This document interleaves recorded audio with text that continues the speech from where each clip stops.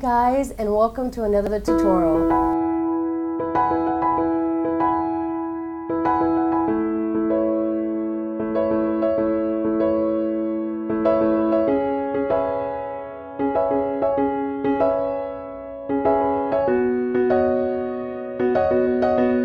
Sorry, I haven't been around for the last few weeks. We've been on vacation out here and it's impossible to film with the noise of the kids running around.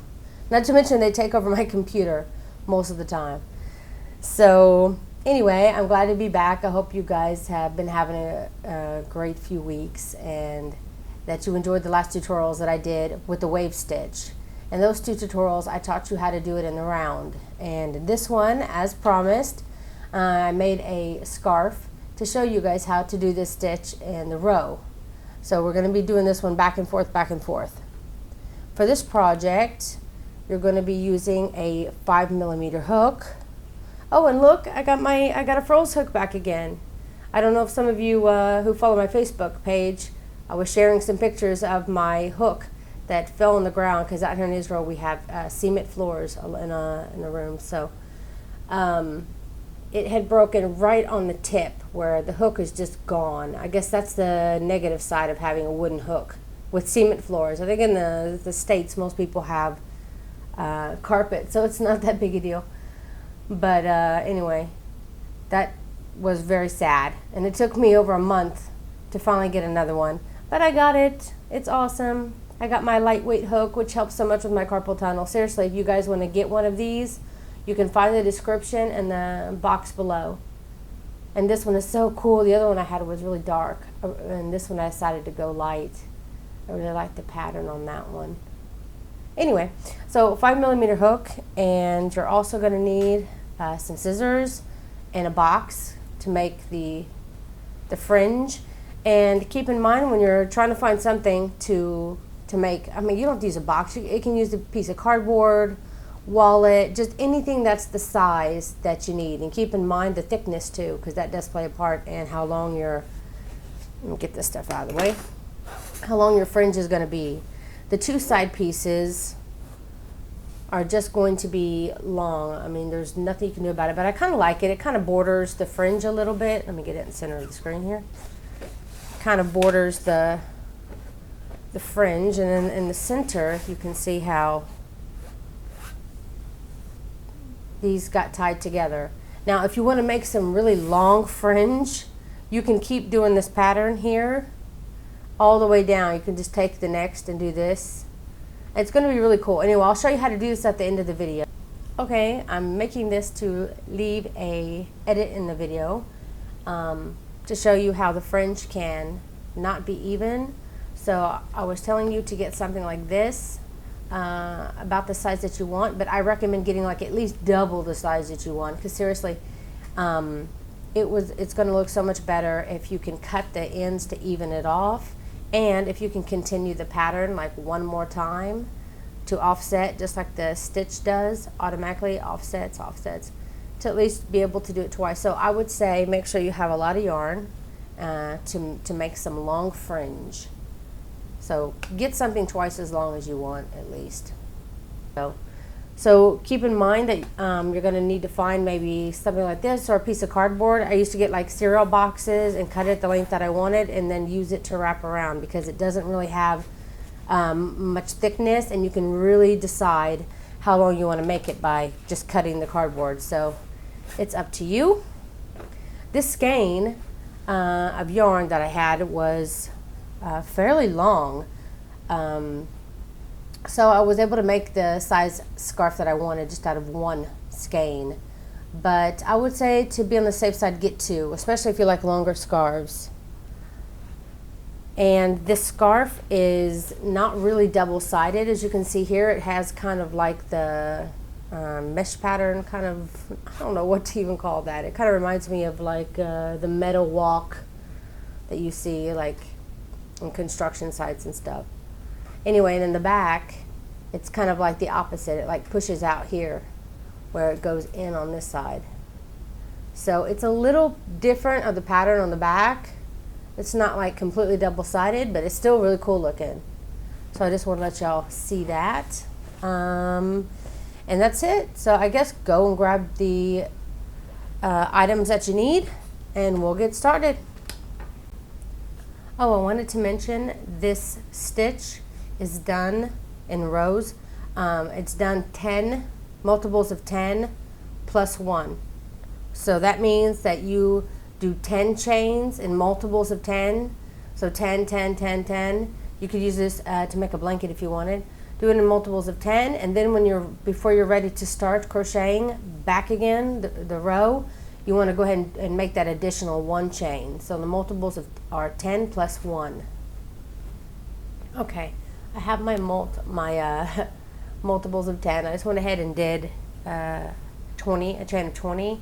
And at the beginning, I went ahead and I left a longer tail because you can like work that into your fringe later on. It's really bright in this room, sorry about that. You can work it into your fringe later on, so it's so much easier to, hide this later if you just make it a little long. Now once you've got your multiples of 10, you want to go ahead and chain 1, and then you're ready to start. So for row 1, you want a half double crochet in the second chain from the hook. So yarn over, not count 1, 2 in the second chain here. Then you pull through all 3 loops. This yarn is not my favorite kind of yarn. Oh, by the way, I'm using a 6mm hook because this yarn is thicker, but it's easier to show up on camera. I had another one around here somewhere, but I think it got thrown away this vacation, which is just awful. I'm gonna have to try to find some more. Actually, I may have a better color that shows up on camera. Just a second. Okay, let's try this. I think that shows up better. Okay, so like I said, second chain from the hook, do a half double crochet. Okay. And then you want to do a half double crochet in the next 4 stitches as well. So you'll have 5 half double crochets in a row.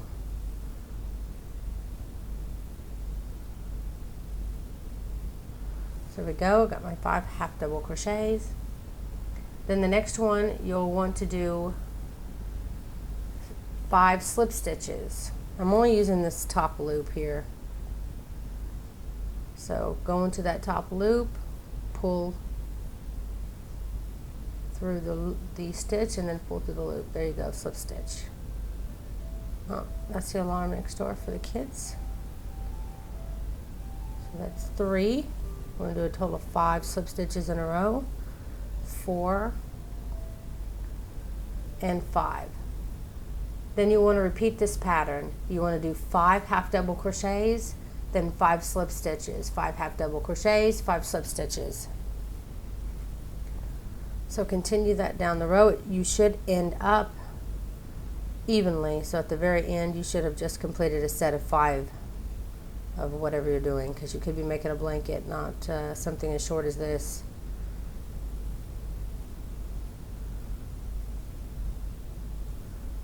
One, 2, 3, 4, 5. Then I'll do my 5 slip stitches. 1, 2, 3, 4, and last one, 5. Now usually you'll be repeating exactly what you did last row, sorry. Like for instance, normally they want you to go right back through using from now on front loops only. So from now on you're not going to be using both loops of the stitch. You're only going to be using the front loop of the stitch. And anyway, they usually want you to do the very next row the same. So the next row would be 5 slip stitches, 5 half double crochets, 5 slip half. But I've realized that if you just change up after this very first row only to the next pattern, it will kind of stay flat. Because if you do the other part of this on top of it, it really pushes this part down and really makes the bottom not so even. So just for this first row, let's change it up. And let's put 5 half double crochets here where we did our slip stitches. So first off, you want to chain and turn. Sorry. So front loops only, which means this front loop which was last row's back loop, but it's facing you in the front now, so you're going to be using that. And it can be difficult after a slip stitch row to find out what is the front and back row of it, and if you're not sure, all you need to do is just look at your half double crochets rows and see, you can see the clear row for the half double crochets, and then you can just tilt this back a little bit, sometimes pull it towards yourself, and you can see now how the slip stitch row aligns with this row, so you know exactly which one is your back stitch or your front stitch. So if you're not sure, go ahead and align those two sections. This is half double crochet, this is slip stitch, and then you can find that first front post. So that's what I'm going to do. So this here is my first front post, and I'm going to be working a half double crochet into my front post only this time around. See, I'm not sure which is my next one, so again, pull it back like this, just look at it, see where it aligns, and you can see this part right here is the front loop. It's kind of confusing because last row they were your back loops, but this time around it is your front loops because you're working in the ones in front, not the ones back here, so you're leaving those behind. So you want to do this 5 times to get your 5 half double crochets. Once you have your 5 half double crochets, now in the front loop only, we're going to be working our slip stitches, and again, make sure that it's aligned and work in just that back loop only, front loop only. So confusing because last row they were your back loops. So just to tell you now, you're only working with the front loops from now on, in case I say back loops later on by accident and I don't correct myself. Okay, so we did our next 5 slip stitches. Now after we have 5 slip stitches, we move back to 5 half double crochets.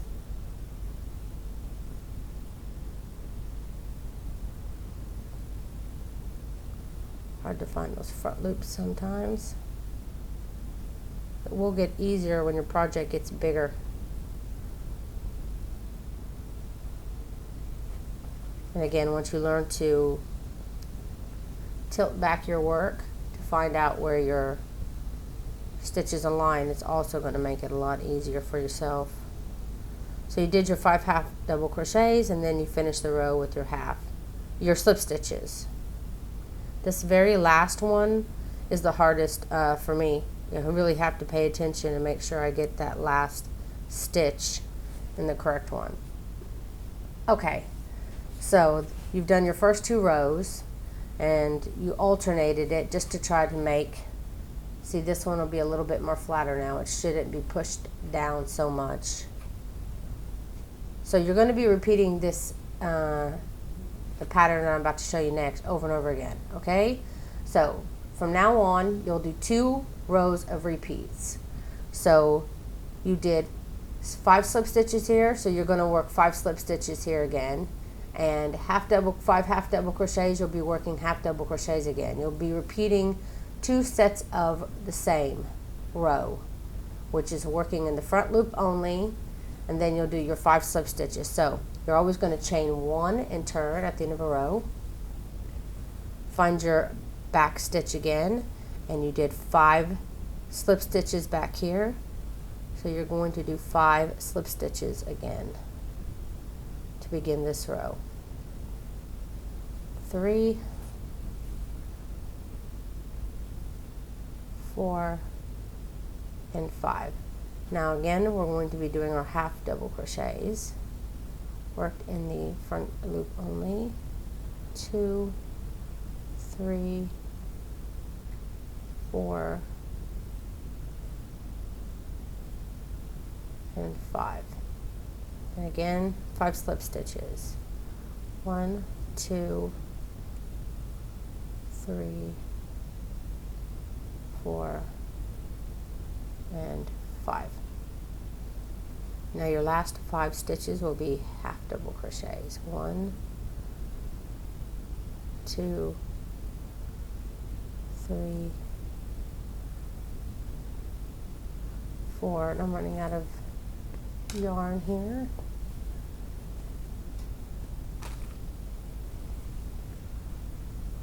And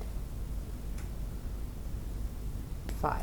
Okay, now you've finished your repeat. You had your 2 rows now of half double crochets, 2 rows of slip stitches, 2 half double crochet rows, 2 slip stitch rows. Now you're going to have to change it up. Now you're going to be doing slip stitches over the half double crochets for 2 rows, and then you'll be working your half double crochets here where your slip stitches are for 2 rows. So what you're going to do is chain 1 and turn, and then now you're going to be working slip stitches over your half double crochets this row. 1, 2, 3, 4, and 5, and then half double crochets. Again, if you're not sure which is the front loop, just do this. Make sure where they align from your half double crochet row to your slip stitch row, and you can find the front loop a lot easier. 1, 2, 3,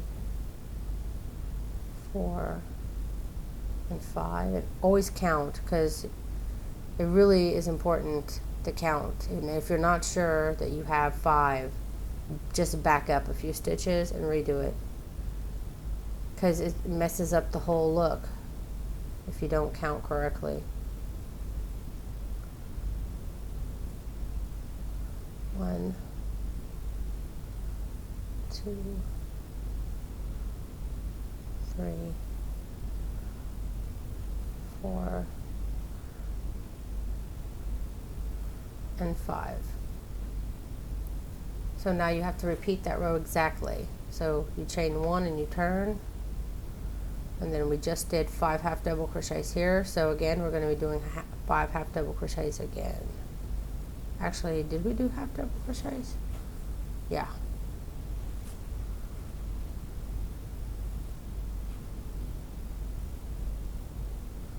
Two, 3,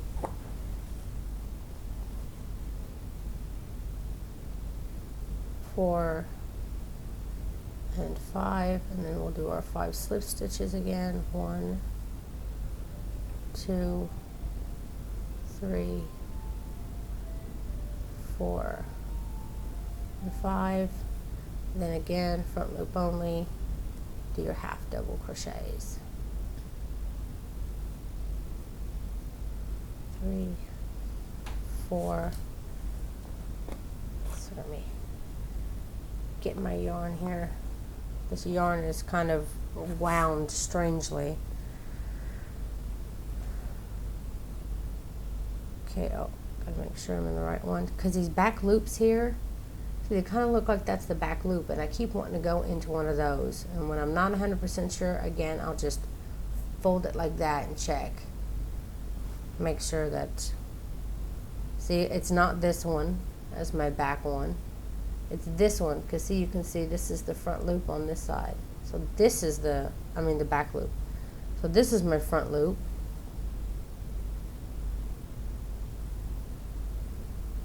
So if you're not sure, make sure to always look.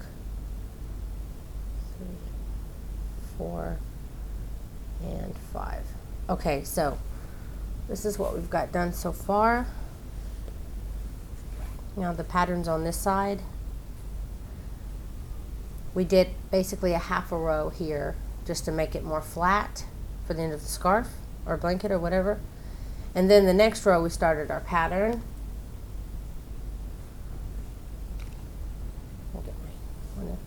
So this is a half row.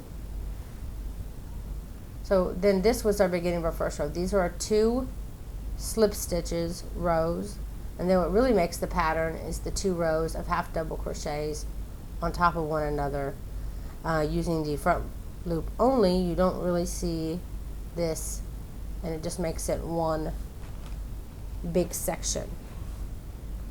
See, these are the 2 front loops done together, and they will start to indent, and by using the front loops only, it will leave behind the loops to make the pattern. So that's why it's important to do 2 rows of half double crochets. So you'll always repeat the pattern of doing 2 rows of slip stitches here on top of each other, 2 rows of half double crochets, then 2 rows of slip stitches here, and 2 half double. So once you've repeated your row twice, then you'll switch the pattern over, and where you've done 5 slip stitches, you'll now start the pattern where you'll do 5 half double crochets, and then you'll be slip stitching 5 over the half double crochets, and you'll just continue that again for 2 rows to make this pattern on this, you know, kind of offset each other. So it's very, very, very simple. You just have to make sure that you keep counting in sets of 5, and that you're always in the correct loop. So that's I showed you the tip on how to make sure you're always in the right aligned place. So I want to show you now how to do the fringe. So let me go ahead and get some yarn I can show you that with. Okay, I found some scrap yarn, hoping it's not going to be too bright. So what you want to do is take your whatever you found to make your fringe, and I just put it at the bottom here and hold it with your finger. And then you can start wrapping it around. And I was doing it about 10 times.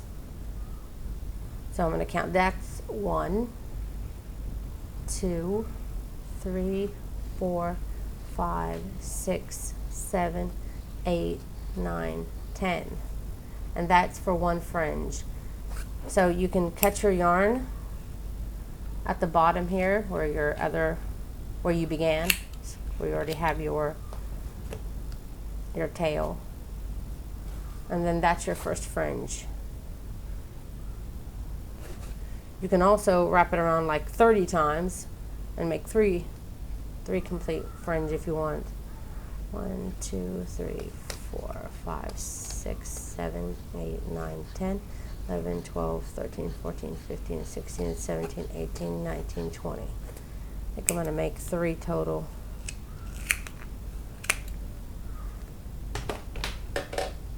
It helps if you get small scissors like this. They're so sharp, you can get them at any hobby store. I so recommend that you get these. Not to mention they're easier to fit with your hooks and stuff if you got a little kit than those big old scissors. So you want to separate these by 10, 3, 4, 5, 6, 7, 8, 9, 10. Okay. Okay, so I've got 3 completed. That should be enough to show you how to do this. So you want to grab your scarf and a hook. I did try to mess around with this a little bit and make it to where this one would be like a little bit longer, and so that maybe it would even up more on the ends of the fringe here. And it was really a pain in the butt, and to try to get it to go the way you wanted to. And everybody ties differently, so it's annoying. Anyway, I used the same color of the scarf so I could work my tail in. And you should probably do the same thing, though you don't have to. So anyway, you want to go ahead and just fold it in half. And then you can just stick your thumb here in the hole to hold it in place. Then find a place on your scarf where you want it. I guess the first one I'm going to work in the corner under my very first half double crochet. I'm going to stick my hook in that space, and then you want to take this part that you have as a loop and just put it on your hook, and then you'll just pull that through the stitch. So you've created this loop here on the other side, so you don't pull it all the way through. Now you can just, oh, I lost one somewhere. It's okay. I can just feed him through here too. Come here, little guy. Hey. There. Put my hook through all my loops now. There. Now once you've got all your loops, your big old loop on this side, just grab the bunch of it and feed it through your loop you just made. I pick it up, and with my hook I just use it to pull it up through that loop. Then you can just pull it like that. Now you can grab your piece and tug to tighten that hole, the hold on it. Okay. I'll grab another piece. Do the same thing. Since they're all done in like sets of 5, I was kind of trying to stay in that. So I did one of my very first stitch of my 5 here. So I'll find my very first stitch of my slip stitches here, and I'll put another fringe there.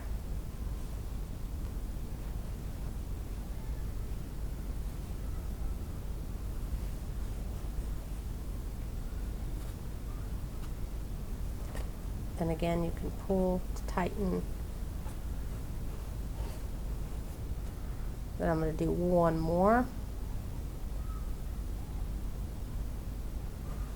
Again, I'm going to find my first half double crochet of this set.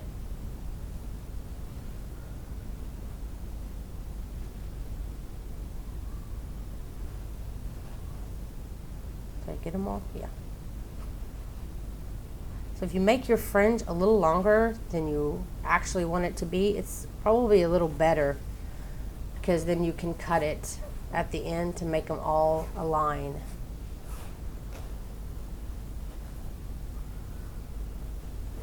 Okay, so I got 3, and I would add 1 here in the beginning of the next set, and then I would just do it here on the end too. So I would have 5. 5 is what I had with this one. But for the purposes of this tutorial, I'm not going to show you all the way down. So how to do this kind of, I'll get it here so you know what I'm talking about. How you get this kind of look here that you can continue down is that you're just going to grab, you did 10 total, and then it's folded in half. So you have 20 strings here, 20, 20. So what you're going to do is grab 10 of these strings on this side, trying to stay, to separate it like this. Then count 3, 4, 5, 6, 7, 8, 9, 10. Cool, perfect. So I'm counting 10 here. You do the same here. Try to separate it by half. Okay. Now you've got to separate it out in tens. Now this is the hard part to show on camera, so I'm going to do my best to explain as I do it. What you want to do is you're going to cross over like this, and then you're going to take this top one and go underneath. And by doing that, you're kind of creating a place here that you're going to be using to tie. So right now, you want to go ahead, get your hook, and put it under. So what you've done is you've made a twist, right? So this top one is over, so you want to put the hook under and up through this big old space there. Then grab your under yarn here, and you want to feed it through this big space. Okay, I'm trying to figure out which way would be best for me to grab it. I think under the hook, like this. And we'll kind of wrap it around your hook. Then use your hook. So I guess you're not really going into the space. Just pull it up and wrap it around your hook like this. And then now pull it through this loop that you have here on your hook. And pull it. Don't pull it too tight. Just pull it through. Now you can kind of adjust before you loosen it too tight. You can kind of pull here and here to kind of make it a longer space, and then you can pull a little on the knot to tighten it. And that's your first one. And I'll show you that again. Now this is already separated out to 10. So you just basically need to find the separating of the next one. 2, 4, 6, 8, 10. Okay, so this is 10. Let's move that out of the way. Okay, now you're working with your next 10. Again, cross it over and then under. Get your hook and this top part of it here, go under like this, and then again grab that piece that's on the underside here, and you want to pull it up and then under your hook and over your hook, and then you can pull it through the loop that's on your hook. Remember, don't pull it too tight because you'll want to adjust it. You see, this is not so good. So you want to be able to pull your knot down a little bit. And then you can tug on this side to even it out. And see, it gets a little bit uneven sometimes. I was having this problem before. So like I said, if you can make your fringe maybe a little longer than you like, then you can just cut it down to even it all out when it's all said and done. It's very hard to maneuver it to where you want it. So maybe I'll go ahead and edit that part in the beginning of the video. Though I'm sure you've already seen that part since you're watching this part. So anyway, it's going to help when you have more than you need. And then again, you'll start, this is your other half.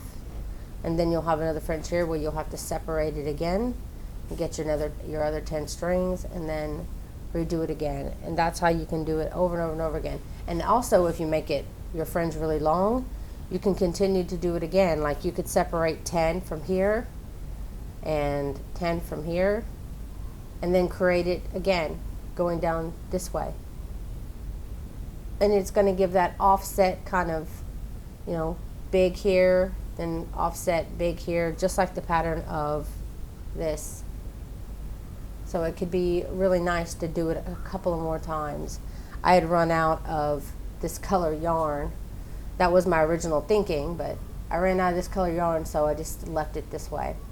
But for sure I wanted to mention it in the video because you can make some really pretty fringe. I would say at least do it one more time and have it kind of offset just like the pattern.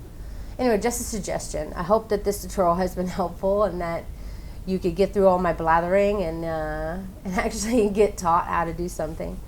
It's been a while since I filmed. I got to get back into the game again. But I hope you could understand me enough to be able to make this scarf and the fringe.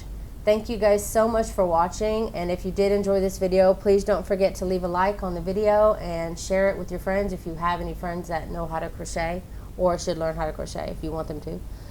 Encourage them. And that's it. You can find me on social media, Facebook, Twitter, Tumblr, all that stuff. You can find the links to my website and all my social links and everything at the bottom of this video. So that's it, guys. Thank you so very much for watching.